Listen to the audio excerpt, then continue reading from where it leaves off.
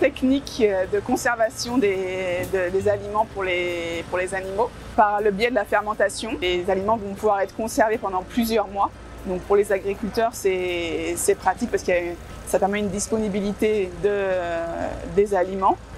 Et c'est relativement simple à mettre en place et ça peut se faire à base de pas mal de ressources locales, dont les feuilles de patate douce, mais aussi les tubercules d'ailleurs.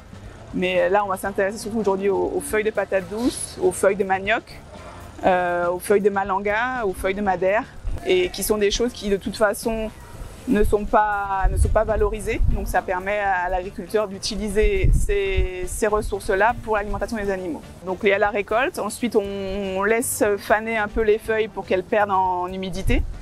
Et ensuite on va broyer ces feuilles. Donc soit là ici on a la chance d'avoir un broyeur thermique donc qui permet de broyer assez rapidement, mais on peut aussi le faire sinon tout simplement au coutelas. Il faut avoir des morceaux qui font 2-3 cm. Et ensuite, ces morceaux-là, on va les mélanger avec un activateur de fermentation. Là, on utilise de la mélasse, donc qui est aussi facilement accessible ici. Et ensuite, donc ce mélange de feuilles et de mélasse, on va le mettre dans des sacs poubelles. Donc, c'est important de vraiment bien tasser puisque c'est une fermentation qui est sans oxygène, donc anaérobie. Donc, il ne faut pas qu'il y ait d'oxygène qui reste entre les feuilles jusqu'à arriver en haut du sac. À ce moment-là, on ferme bien pour qu'il n'y ait pas d'oxygène qui puisse rentrer.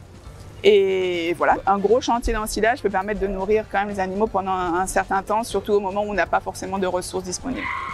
Alors, le projet s'inscrit dans le module initiative locale, donc qu'on appelle rapidement MIL. Et ce MIL porte sur les productions patrimoniales.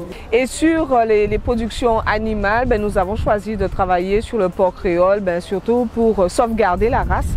Et puis faire sa promotion aussi parce que voilà, les autres races viennent un petit peu nous la faire perdre et donc on voudrait éviter cela. Et donc pour ce faire, il faudrait aussi que nous soyons dans une dynamique d'autonomie à partir de nos ressources, les ressources qui sont sur notre exploitation. Comment revoir la conduite de nos troupeaux de porcs engraissés et même de nos truies allaitantes avec une alimentation basée sur l'ensilage de fans de patates.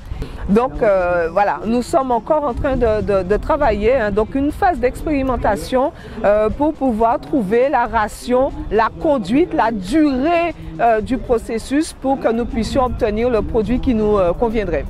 Oui, j'ai moins envie d'avoir un élevage de caprins surtout, parce que c'est vraiment une race que j'affectionne particulièrement.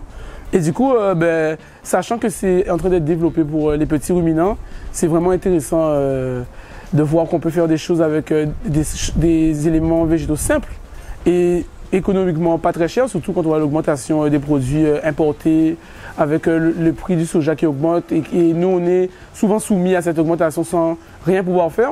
Et quand on voit des nouvelles techniques comme ça, avec des choses à portée de main, on se dit que la vie n'est pas finie et que ça continue, quoi.